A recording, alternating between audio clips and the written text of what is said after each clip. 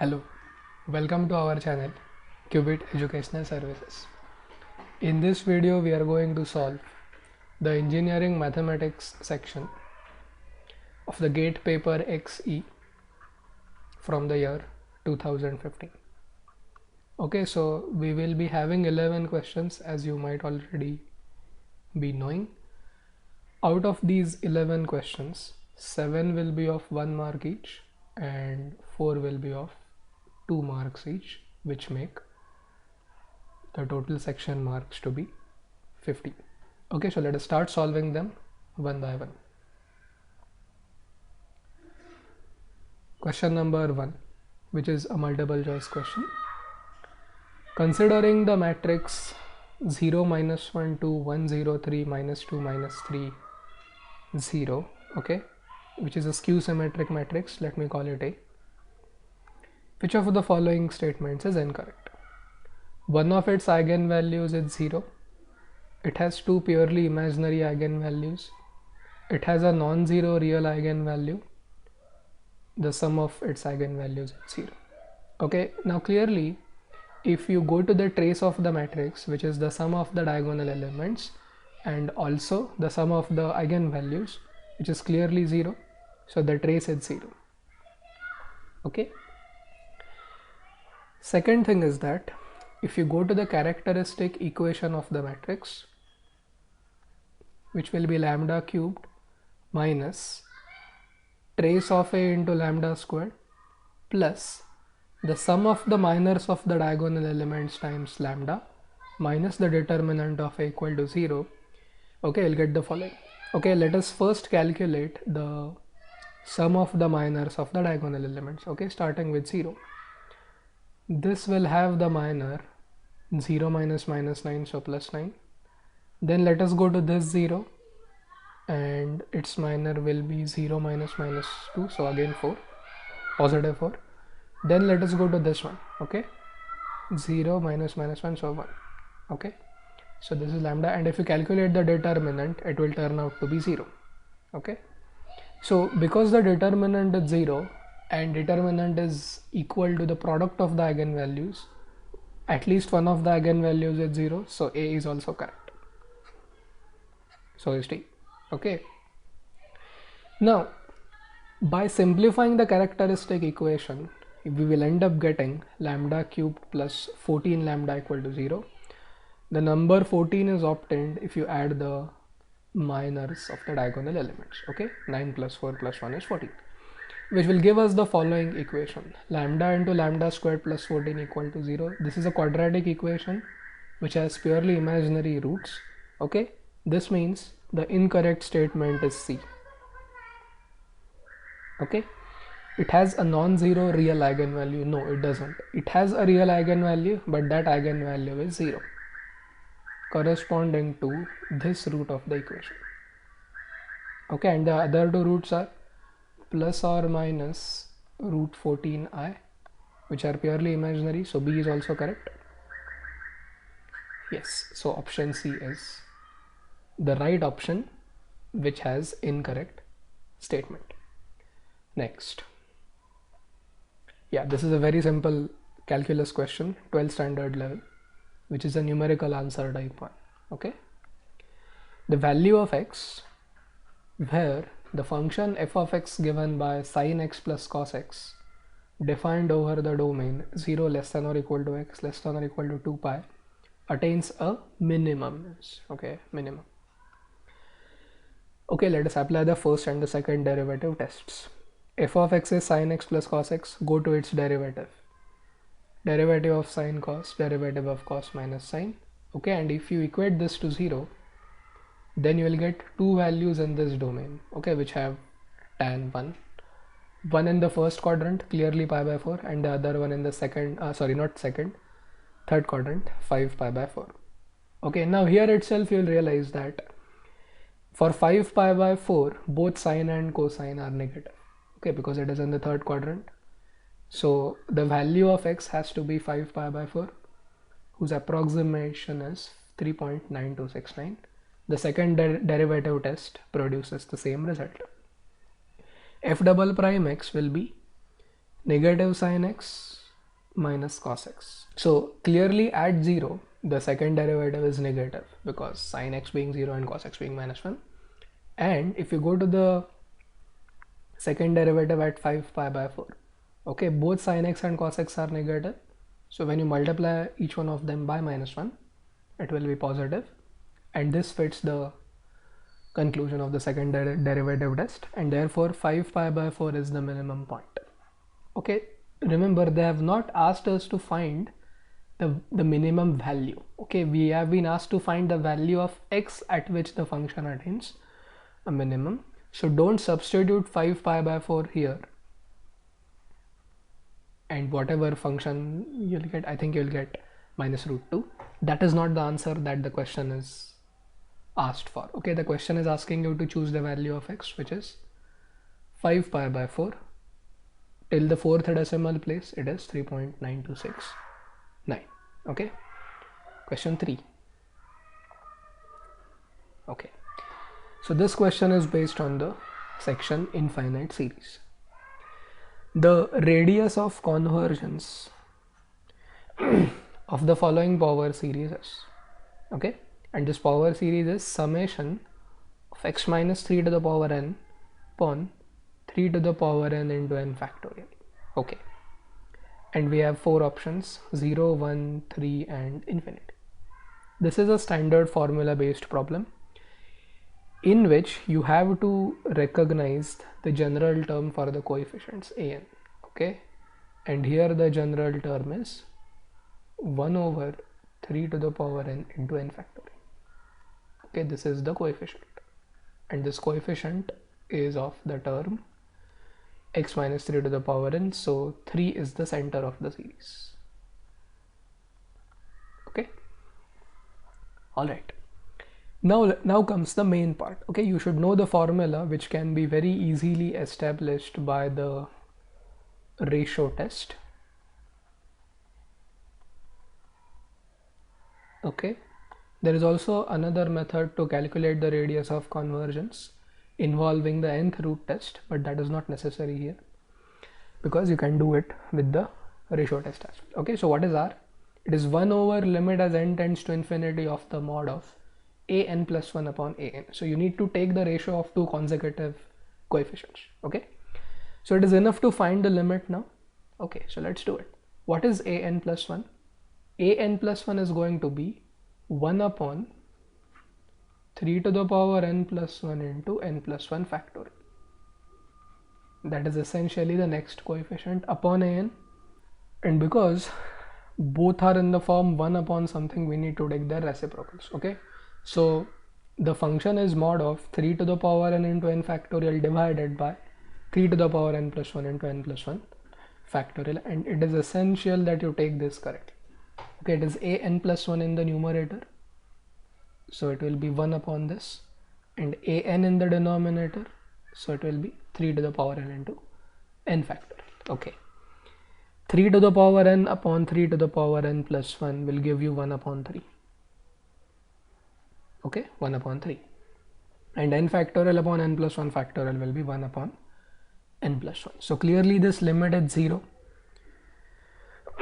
Yes, see, but the limit is not going to give you the radius of convergence. Okay, because this limit is present in the denominator. So if the limit of, well, if the denominator is 0, it implies that the radius has to be infinity. Yes, meaning no matter what value of x you take, what real value, the series is always going to converge to some real number, hence option D. Okay, yes, that is question 3. Let's go to question 4. Now question 4 is based on the differential calculus of functions of single complex variable. Very simple question. Okay, for a complex number k and a complex variable z, the complex function z plus k to the power 2 is analytic for all values of k, only for all k whose imaginary component is 0, only for k whose real component is 0, only when k is 0. Okay, now to solve this problem, all you need to know is the fact that if you take any polynomial function in set, it is always going to be analytic. Okay, very much like all polynomial functions of real variable are continuous and differentiable successively everywhere. Okay, now what is z plus k to the power 2? Okay, z plus k to the power 2 is going to be z squared plus 2zk plus k squared, which is essentially a polynomial in set. Well, so that answers your question. No matter what value of k you choose, the function is going to be analytic everywhere. Okay, so question 14, option A. Question 15 is another very simple question based on the concept of divergence. Okay, so we are given a vector field v bar, which is 2 to the power x I cap plus 2 to the power y j cap plus 2 to the power z k cap, and we need to find the value of the divergence of this field at 1 1 1. Okay, so what is the divergence? Del dot v bar, partial derivative of the x component with respect to x, plus partial derivative of the y component with respect to y, plus the partial derivative of z component with respect to z. And note that divergence is a scalar quantity. Okay, and if you substitute the values of x, y, z as 1, you're going to get 3 times log 2. Okay, so 3 times log 2 will be 6 log 2 clearly, and if you calculate the decimal equivalent, its approximate value will be 4.1589. so this is the value that will input in the on-screen input bar. Okay, so question 15, based on vector calculus, perhaps the easiest question among all 8 questions. Okay, not all 8, sorry, all 11 questions. Okay, very simple.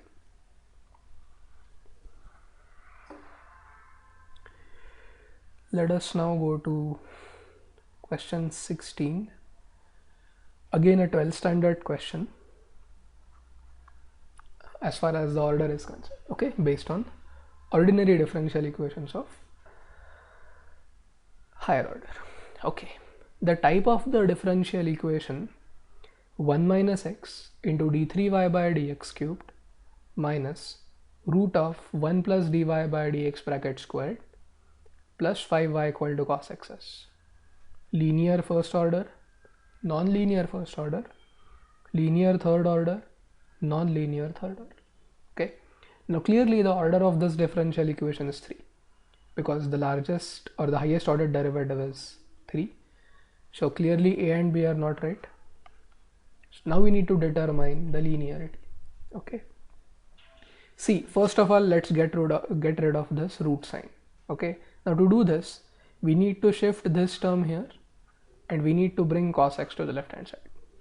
Okay, and once you square it, you will get the following: 1 minus x into d3y by dx cubed plus 5y minus cos x to the power 2 equal to 1 plus dy by dx to the power 2. Okay, and then you have to compare this with the standard linear form. Okay, and it is because it is in the third order, it must have the following form: a into d3y plus b into d2y plus c into dy plus some constant d into y equal to some function f. Okay, and clearly this is not in that form. In fact, our differential equation is going to be of degree 2. Okay, because the power of d3y is now going to be 2 after you square. So it is a non-linear differential equation, so option D. Okay, for this question you need to know the standard form of linear differential equation of higher order.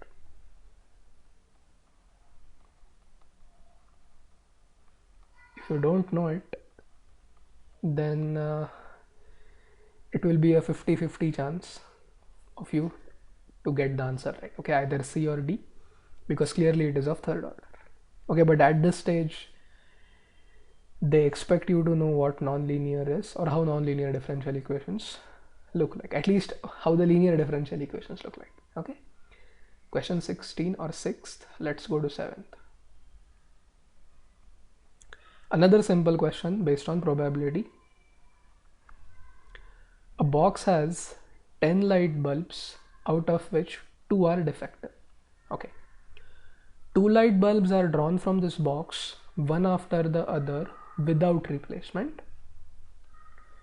What is the probability that both light bulbs drawn are not defective? Okay, now the extremely important part of this problem statement is without replacement, okay, because that is going to change the answer. Okay, so how many non-defective bulbs you have? Do you have 8? Because the number of defective bulbs is 2 and the total number of bulbs is 10. Okay, so what is the probability of non-defective bulbs? If you are drawing the first bulb, the probability that it is not defective is 8 upon 10. Very clear.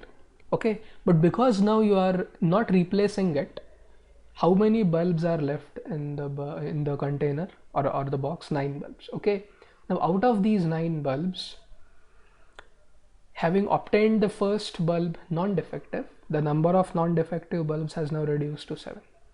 Initially it was 8, so the required answer by the multiplication principle will be 56 upon 90 or 28 upon 45. Okay, you need not even simplify this.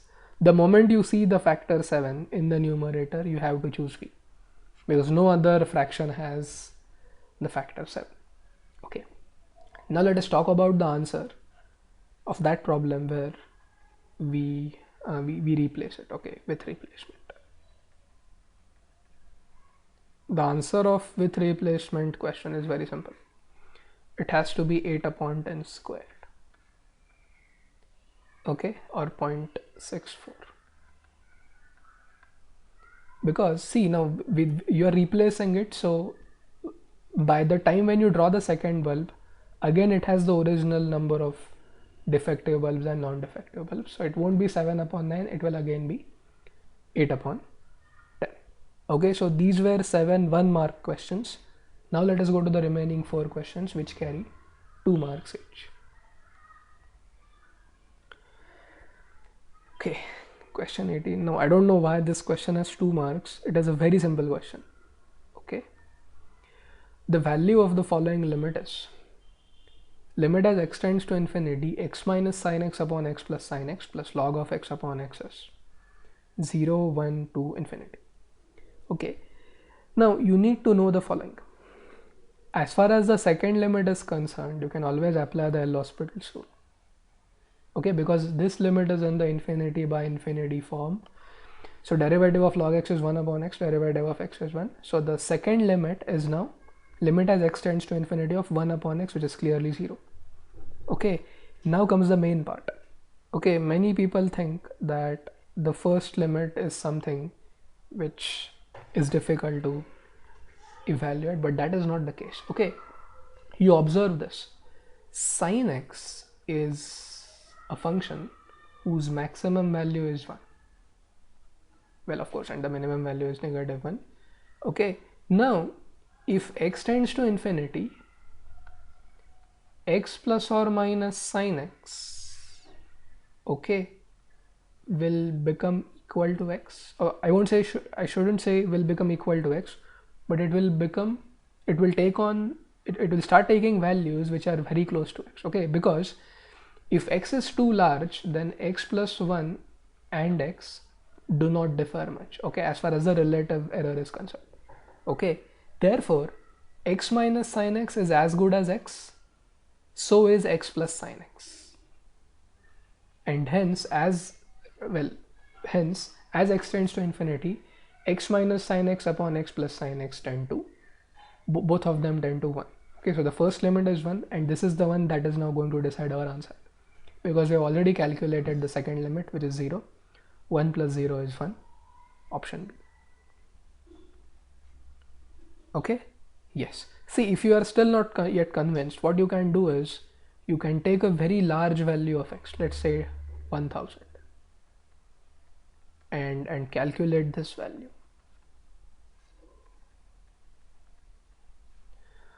Well, okay, it's negative in the numerator and positive in the denominator. Now it's a bit time consuming on the on-screen calculator, but if you have Casio calculators as I have, we can evaluate it pretty quickly. Okay, 1000 minus sine of 1000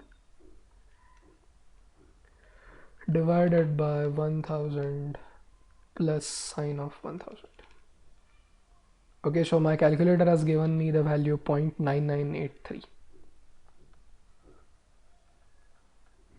Okay, which is enough to establish the fact that this limit is 1, second limit 0, option B. Question number 9, based on Fourier series. Yes, question 19. But this is again a formula based question. The value of the Fourier coefficient A0 in the series A0 plus summation an cos nx plus bn sin nx as n runs from 1 to infinity of the function f of x equal to x squared with a period 2 pi defined over an interval 0 less than or equal to x less than or equal to 2 pi is. Okay. Now first thing is they're asking us to calculate the constant component, which means we will have only one function as the integrand, and that is x squared itself. Had they asked us to calculate a1 or b1 or any other coefficient, then we would have required to apply the integration by parts. Okay. Yes. Now second thing is you remember that in some textbooks you have a0 upon 2 here for the consistency of the formulas, and here in the problem we have a0. Okay, so you don't have that 2 thing here in the denominator. So this 2 needs to be taken care of in the formula for capital A0, which you can see here. Okay, so A0 is now going to be 1 upon 2 pi into integral of x squared as x goes from 0 to 2 pi. Now this is very easy. X squared's integral is x cubed by 3, and because the lower limit is 0, it is going to be 8 pi cubed upon 3. Pi will get cancelled, so we will have 8 pi squared upon 3, 8 upon 2, 4. So 4 pi squared by 3. Option A. Okay, see now had they asked us to calculate A0, and if they had given us A0 by 2, then we would have multiplied our value of A0 by 2. Okay, so please be very careful as far as the notation that they use is concerned. Okay, because you also have 2 pi squared by 3 here. Okay, well you don't have 8 pi squared by 3, but nonetheless you should be extremely careful. Okay, yes, so question 9, option A. Let's go to question 10. Okay, question 10 is based on differential equations of higher order. Okay, the general solution y of x for the differential equation x squared into d2y by dx squared minus dy by dx minus 1 equal to 0 is. Okay, c1 and c2 are real constants.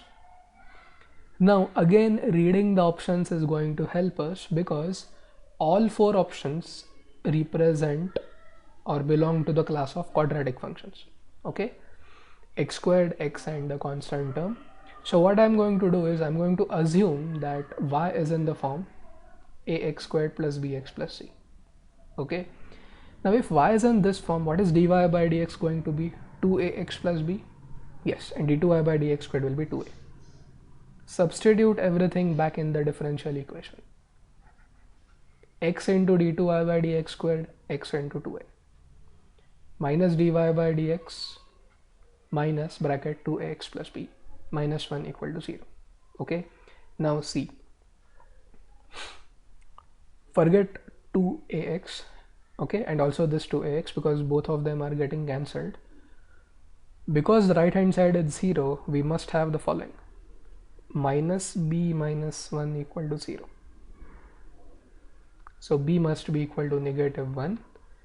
Okay, and b, if b is negative 1, then the sign of x should be negative in the options, plus the coefficient should be 1. Okay, so you should have minus x in your answer, not this one, not this one, not this one, because of minus 2x, so the correct option is B. Okay, and then you can check that this indeed satisfies the differential equation, but that's fine. Okay, we have already got the solution by verifying Well, by selecting the correct option. Okay, and see, the significance of reading the options carefully is now clear. Okay, because all four functions in the options had the same form, ax squared plus bx plus c.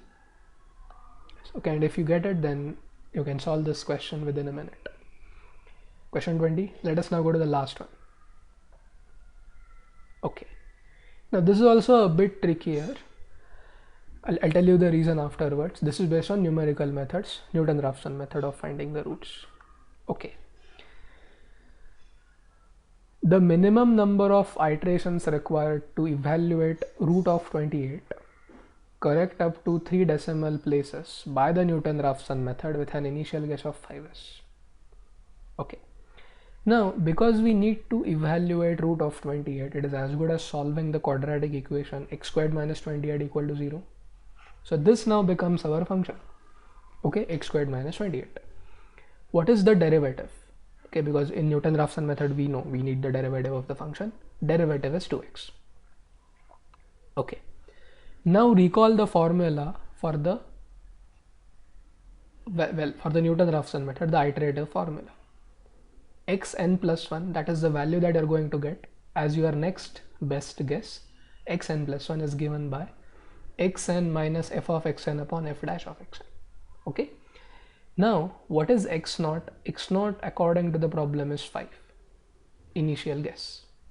Okay, so x1 will be x0 minus f of x0 upon f dash of x0. So 5 minus 25 minus 28 upon 2 into 5.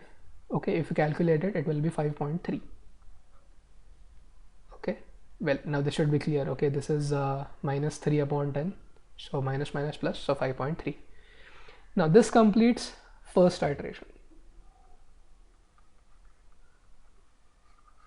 Okay, now let us go to x2. So this time we need to substitute xn as, or x1 as 5.3 to get x2. Okay, so 5.3 minus 5.3 squared minus 28 upon 2 into 5.3. This generates the value 5.2915. So at the end of second iteration, the value that you have got is 5.2915. Okay. Now if you go to x3, okay, you will again end up getting 5.2915. Meaning, if you substitute 5.2915, you will get the same answer. Okay. Now, if the problem is asking you to calculate the minimum number of iterations required, correct up to 3 decimal places, it has to be 2. Okay. See, now this is only the calculation part. But if you need to ensure that this is indeed the minimum number of iterations, that is, the method has converged, you need 3 iterations. Okay, so the number of iterations required to generate a root which is correct up to 3 decimal places is 2. But to confirm its convergence, you need to go to the next iteration. So for the convergence confirmation, you need 3 iterations. But for the generation of the answer which is correct up to the second decimal place, you only need 2 iterations. Okay. Now if you check the answers with the official answer key, they say the number of iterations required is 2. So we have to assume that they are not interested in the convergence confirmation. They only require you to calculate the minimum number of iterations, and that is 2.